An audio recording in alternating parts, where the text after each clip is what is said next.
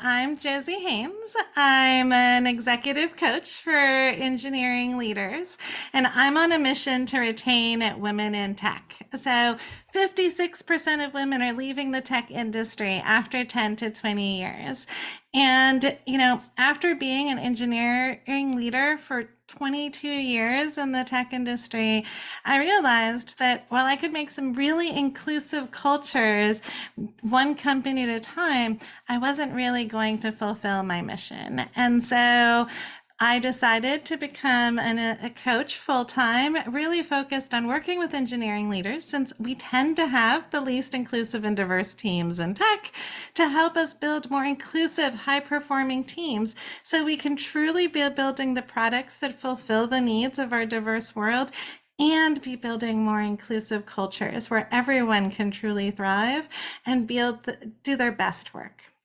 So last week, I talked about what I meant by high performing teams and how we can be a little bit more inclusive as a leader. And today, I was originally planning on talking about empathy as a framework, but something happened earlier this week, and I realized I wanted to shift what I was going to talk about. And so I'm going to chat today about positive intelligence. And I promise I'll get back to empathy as a foundation soon. And so, did you know that only 20% of teams and individuals are actually achieving their potential? And so, why is that? Well, it all depends on whether your mind is really working as your best friend or your greatest enemy. When you have a positive mindset that is supporting and encouraging you, you actually perform better in the face of a challenge. However, a lot of times, because we haven't been working on building our positive brain muscles, our brain is constantly sabotaging this potential for both performance and happiness due to those saboteurs that I'm going to talk a little bit more about. All of your negative emotions, including stress, are actually a result of that self-sabotage. And so positive intelligence measures the relative strength of your mind. Positive intelligence measures the relative strength of your mind being helpful versus your mind being your enemy. It's really an indication of how much control you have, how much self-command, and how well your mind is working in your best interests. So here's an example. Let's say you have a presentation going on Friday, and a few days ahead of time, your mind suggests to you that you should prepare some talking points. Well, that's helpful, and your mind acting as your friend. But when you're waking up at 2 a.m. or the night before that presentation, having a stress dream that you showed up naked, well, those are your saboteurs coming into play. Would somebody who's truly a friend really do that? And so how you use positive intelligence and how it's measured is through something that's called PQ. And PQ stands for positive intelligence quotient. And it's your positive intelligence score expressed as a percentage. And basically it's the percentage of the time your mind is acting as your friend rather than your enemy. Or in other words, the amount of time your mind is serving you versus sabotaging you. And research shows that when you have a PQ of 75%, that's a critical tipping point, because above that, you're actually generally lifted up by the dynamics of your mind rather than having them drag you down. However, 80% of us are below that crucial 75% tipping point. Having a higher PQ also leads to higher performance and happiness across a variety of aspects. And a crucial point to this, and I was just talking to one of my coaching clients about this less than an hour ago, is happiness does not come from success. And yet so many of us are chasing happiness by trying to become more and more successful. We're chasing that next title. But in reality, It's having a high PQ percentage that gives you both that long-term happiness and success. So, one way to think about whether your mind is being helpful or harmful is to consider the act of touching a hot stove. Well, when you do touch a hot stove with your hand, what usually happens? Well, your brain gets a signal that your hand is on fire or hot, and you move your hand right away to get rid of the pain. You needed that one instant of a negative emotion to make sure that you acted, right? And so that's kind of like the sage informing you, hey, this is the right thing to be doing. The problem is that those saboteurs that are sabotaging our heads, it's like keeping that hand on your stove and continuously being burnt. We really only need one momentary negative sensation to let you know that something's out of balance. But having that continuous negative emotion is actually keeping us from addressing the issue. So, this actually gets back to what inspired me to talk about this topic today. So, for those of you who may not know, we're planning on re-releasing the podcast that Georgiana Kwok and I have been working on called Retaining Wit. And the original plan was actually to re-release it this morning and add 3 new episodes. However, in the process of migrating hosts and adding new episodes, I had a miscommunication with my VA and I accidentally deleted the podcast off of Apple Podcasts. And I actually only ended up realizing this happened hours afterwards when I went to review what were supposed to be drafts and freaked out because the entire podcast was gone. My saboteurs kicked in and said, how could this happen? I sent a frustrated tirade to my poor VA, and I spent 2 hours in this frustrated state and just could not get things done. And that's when I realized, wait. These are my saboteurs in action. So let me calm down and think about how I can consider this to be a gift or opportunity instead. And I realized that while ultimately, it sucked that the podcast was down, and I ended up spending 3 hours when I had work to do to get it back up. And I lost some subscribers because of the issue, and they have to refollow. There was really no true major impact. Everything was restored. While I decided to wait a week to finally release the podcast, to get all the redirects up and running, that really gives us more time for social media and tweaking any show notes. It happened before the big relaunch. And so there really wasn't any significant loss. And ultimately, it was a learning lesson for me in delegation and being really clear about what done looks like. And ultimately, after I realized that it was my saboteurs coming into play and I was able to calm down, we easily were able to restore the podcast and proceed forward. So, I've mentioned these saboteurs a few times. Hey, Taylor, how are you? And happy for everybody else who's watching and following along too. And so I mentioned these saboteurs a few times, and I wanted to share more about them. You actually have 10 saboteurs that are potentially controlling your daily life. The main one, which is the one we all have, is called the judge. It's the main saboteur that's actually going to compel you to constantly find faults with yourself, others, and your circumstances. It's what generates anxiety, stress, anger, disappointment, shame, and guilt. It's that little voice in your head that tells you you have to work hard to be successful, categorizes everything as either good or bad, and places everything into a box. It's the lie. Its lie is that it's the tough love voice of reason, but it's not. It's really destructive. And these saboteurs come from our childhood as a way to have made life more predictable, safe, and controllable. But we don't need them to guide us. And as adults, they don't really serve us. So I mentioned the judge, which we all have. But then there's 9 other saboteurs, and some of us have more strengths in these than others. And so it really depends just which of your saboteurs are coming into play most for you. So the first one is the stickler. And that's the saboteur that's obsessed with things needing to be done perfectly. I used to very much be a stickler. I was a perfectionist, and the stickler's lie is that perfectionism is always good. The next saboteur is the pleaser. I am still a people pleaser. It is one of my top 3 saboteurs. I have always been a people pleaser, and it's definitely one of the biggest things I work on. And that's the one that thinks that you're gaining affection by helping others. But you really tend to lose sight of your own needs. And so the big lie of the pleaser is that by pleasing others, you are doing good, right? The next saboteur, another one of my tops, is the hyperachiever. And I think for a lot of us engineering leaders, this one can come into play. And this is self-validation comes from external successes and not internal.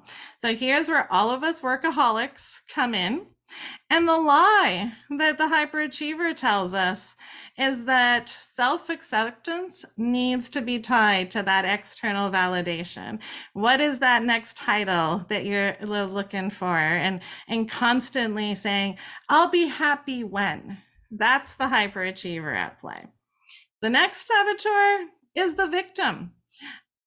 This is when you feel that being emotional and temperamental is kind of the way to get attention, and you're a little bit of a martyr.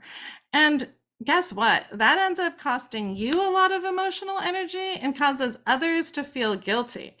But the lie that the victim saboteur tells us is that that's actually how to get the care and attention you need. And that's not really the case. The next saboteur, again, this is actually my top saboteur, is being hyper rational. And that means that we basically assume that everything needs to be extremely logical and rational, and you can even disregard emotions. So sometimes people can think that you come across as distant or arrogant, and it can really limit your abilities to build deep, meaningful relationships with others. And the lie that the hyper-rational saboteur tells us is that by being rational and logical, that is the best form of intelligence, and that everything else isn't as important. Saboteur number 6, that's the hyper-vigilant. That's the one that's making us anxious around dangers around us and what could go wrong. And I think a lot of the stress is just worrying what happens. And, we can't live our lives worrying about the unknowns, right? And the lie is that the dangers are larger than they are. And if you're not vigilant, they're going to happen to you. The next saboteur is being restless. This is this constant need for greater excitement through your more business, this is busyness at work, right? Your current activity isn't enough. So you have a never-ending stream of distractions and you can't focus. And you can actually end up procrastinating this way by focusing on just like those daily tasks that show up instead of your strategy. And you're so busy trying to live this full busy life, but you're actually missing out on just slowing down and living the day to day. Saboteur 8 is the controller. This is this need to take charge and bend others' will to our own. This leads to high anxiety and stress if you're not the one in charge. And, short term, sometimes being the controller gets you results, but long term, it usually will lead to the resentment of your team. But the lie that the controller tells us is that we have to be the controller to get the best results around us. And finally, the last saboteur is the avoider. And this is the one who tends to focus on the positive and the pleasant and avoiding conflicts and anything unpleasant. This leads to procrastination and conflict avoidance. I definitely have some avoiding tendencies. And the lie that the avoider tells you is that you are being positive by avoiding problems. But let me tell you, every time I have put off having a difficult conversation, it tends to blow up in my face. So I'm curious, for those of you who are listening, oh, and hey, Monica, I see you're on too. Thank you. Which of these 10 saboteurs do you actually resonate with? Because we all have these to some extent. And so I've talked about these saboteurs, but how do we counteract these? Well, the opposite of your saboteurs is your sage. That's that deep, wise part of you, that part of your brain that sees everything in the world, even challenges, as gifts or opportunities. And there's 5 sage powers that we can really use to help us align with this mindset. The first one is explore, and it's about exploring the world with great curiosity and an opened mind. The second power is empathy. And as I mentioned, I'm going to talk about empathy a lot more next week, but this is really about taking the time to empathize with both yourself and others. Sometimes we empathize with others, but we don't really take the time to have empathy for ourselves. So have empathy for that little girl or boy that you were. Next is innovate. It's about innovating and creating new perspectives. The fourth power is navigate, and it's about seeing what best aligns with your deeper understanding, values, and mission without your saboteurs interfering. And finally, activate, which is about taking decisive action, again, without the distress of the saboteurs. And so we can weaken our saboteurs in 2 ways. The first one is acknowledging them when you see it happen. So let's say you're in the middle of a difficult conversation. As I shared, I was having this, I was really frustrated on Monday, and I realized, wait, that was my judge being judgy and my perfectionist being perfectionist. And so I labeled them and just focus. And then the second way that we can weaken our saboteurs is doing something called PQ reps that help you gain more self-command and empower you to be more in that sage state. So what are these PQ reps? It's basically spending at least 10 seconds focused on one of your physical sensations, whether it's visual, hearing, touch, taste if you're tasting something, or smell, right? And it's about the act that focusing our mind on that one sensation helps us build our self-command muscles that really give us access to our greatest wisdom and insights. The results of improving one's positive intelligence and having a higher PQ is improvement in both performance and happiness in both your work and personal life, right? So, hey, this coaching can also help you in your personal lives as well. And for me, this whole structure resonated for 2 reasons. The first, being a little geeky, is he calls this the PQ operating system. There's a lot of science behind this. And as an engineer, I gotta appreciate something called an operating system. But really, the biggest reason this whole philosophy about positive intelligence really resonated with me is I've always struggled a little bit with mindfulness. And what I mean by that is, here's an example. In the middle of a difficult conversation, you can't tell the other person, excuse me, I'm going to go meditate for 5 minutes to get into a right-centered state. Let me come back in 5 minutes. I think people would look at you funny. However, you can do a PQ rep or 2 or 3 in the middle of a difficult conversation and nobody's going to know, right? What do I mean by this? You can be feeling where your breaths are, right? As you breathe in and out, you can be rubbing 2 fingers together and really feeling those sensations. Or if you're having a conversation with somebody, you can really be looking at them visually and seeing, is there anything new I haven't seen before? And so I loved the fact that you could apply this anywhere at any time, including in the middle of the workplace. And by raising my PQ, so I've now been doing this for 3 months now, I've been able to convert difficulties and challenges of my own life into gifts and opportunities for greater success, happiness, and peace of mind. I feel it's made me a better leader and coach, And so I hope that this quick overview, and I know it was very quick, may inspire you to look into how to make your own mind your best friend to help you build more inclusive, high performing teams and lead you to greater happiness as well. And if you're interested in learning more about this or any of the other topics I chat about, be sure to reach out via DM. I would love to chat. So, thank you so much for taking the time to listen today. I really appreciate it. And, to just tell you a little bit about myself, I offer executive coaching for individuals. I also do group coaching for companies who might be interested in having a group of their engineering leaders learn how to build more inclusive and high performing teams. And I also do public speaking and workshops on a lot of these related topics. So if you're interested in any of those, be sure to send me a DM as well.